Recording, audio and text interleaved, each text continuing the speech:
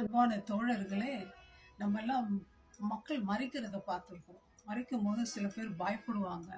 சில பேர் பாட்டு பாடிட்டு சந்தோஷமா போவாங்க. ஆண்டவரை அறிந்தவர்கள் மகிழ்ச்சியோட ஆண்டவர் பார்க்க போறேன் அப்படின்னு சொல்லுவாங்க. அதை கேள்விப்பட்டிருக்கிறேன். சில பேர் தேவதூதர்கள் வந்து என்னை கூட்டிட்டு போறாங்க அப்படின்னு சொல்லுவாங்க.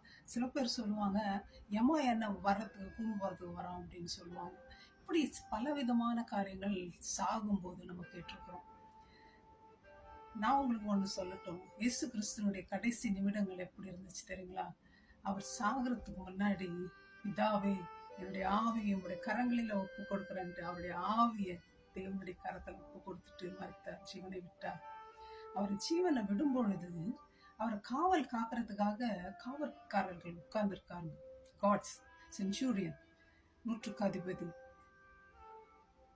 சுற்றி இருக்கிற சூழ்நிலை என்ன ஆகுது, அந்த நாடு என்ன ஆகுது, கருப்பாகுது, இருட்டாகுது, பூமி அதிர்ச்சி.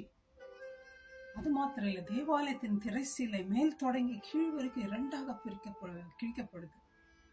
அது மாத்திரம் இல்லைங்க, நம்ம எல்லாம் மலையெல்லாம் பார்த்துருக்கோம். என்னைக்காவது மலை போய் வெடிச்சிருக்கா? கண்மைகளும் பிளந்தது. அது மாத்திரம் இல்ல, பிரேத கல்லறைகள் ஓப்பன் ஆச்சு தானா. அதுல இருந்து நித்திரை அடைந்த பரிசுத்தவான்கள் எல்லாரும் எழுந்தார்கள் பார்க்கிறோம். இயேசு கிறிஸ்து உயிர்த்தெழுந்த போது பரிசுத்த ஸ்தலத்துல போய் விட்னஸ் பண்ணாங்கன்னு வேத புத்தகம் சொல்லுங்க. இதெல்லாம் பார்க்கும்போது இயேசுநாதர் உலகத்துல இருந்து அநேக அற்புதங்களை செய்யும் போது இவர் இயேசுநாதர் தேவனுடைய குமாரன் தான் ஒத்துக்காத அந்த நூற்றுக்கு அதிபதி காவல்காரர்கள். இந்த நேச்சர், ஆண்டவர் எத்தனையோ அற்புதங்களை செஞ்சாரு. குஷ்டரோகியை சுகப்படுத்தினார், கண்ணு இல்லாதவனுக்கு பார்வை கொடுத்தார். அது மாத்திரம் இல்லை, நடக்காதவனை நடக்க செஞ்சார். அநேக செத்தவன் உயிரோடு அப்பெல்லாம் அவனுக்கு உனக்கு இல்லை. இந்த நேச்சர் மாறும் பொழுது, நேச்சர் இயேசு மரணத்தை தகிக்க முடியாம அது அவைகள் கண்களை மூடும் பொழுது, வினோதமா அது செயல்படும் பொழுது, அப்ப உணர்றோம் இவர் உண்மையாகவே தேவனுடைய குமாரன். சகோதரி சகோதரி ஃப்ரெண்ட்ஸ், இயேசு யாருன்னு உங்களுக்கு தெரியாதுங்க. ஆனா உண்மையாகவே அவர் தேவனுடைய குமாரன்.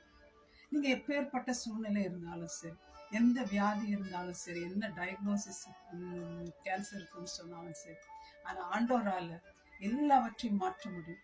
விசுவாசிச்சு பாருங்க, ஜெபிச்சு பாருங்க, அவரோடு பேசி பாருங்க. ஏன் தேவாலயத்தின் திரைசில ரெண்டாக பிரிஞ்சிச்சு? யாராலும் கிழிக்க முடியாது. நமக்கும் ஆண்டவருக்கும் உள்ள உறவு அற்று போயிருந்தது பாவத்தினால. நம்ம ஆண்டவரோட போக முடியல நெருங்கி. ஒல்லி அந்த பிரீஸ்ட் ஆண்டவருடைய பரிசுத்த ஸ்தலத்துக்கு போய் வருஷத்துக்கு ஒரு முறை சாக்ரிஃபைஸ் எல்லாம் பண்ணி பரிசுத்தம் பண்ணி உள்ள போகணும், ஆஃபரிங் கொடுக்கணும். அந்த மாதிரி நிலைமையில தேவன் என்ன பண்ணாரு? அவருடைய சாவின் மூலமாக நாம் அவரோட டைரக்ட் கான்டாக்ட் வைக்கலாம். மூணாவது ஆள் தேவையில்லை. நம்ம அப்பா கூட நேரா பேசலாம். அங்க மூணாவது ஆளுக்கு பாஸ்டர் வேற யாரோ ஜெபம் பண்ணி தான் ஆண்டவர் கேட்கணும்னு இல்லைங்க. நீங்க உங்க வாயினால தேவனை கூப்பிடலாம். என்ன கஷ்டம் இருந்தாலும் கூப்பிடுங்க, ட்ரை பண்ணுங்க, நன்மையை அனுபவிங்க. தேவன் உங்களோடு இருக்கிறார். அவர் உதவி செய்கிற தேவன், சூழ்நிலையை மாற்றுகிற தேவன், அதிசயங்களை செய்கிற தேவன். God of impossible.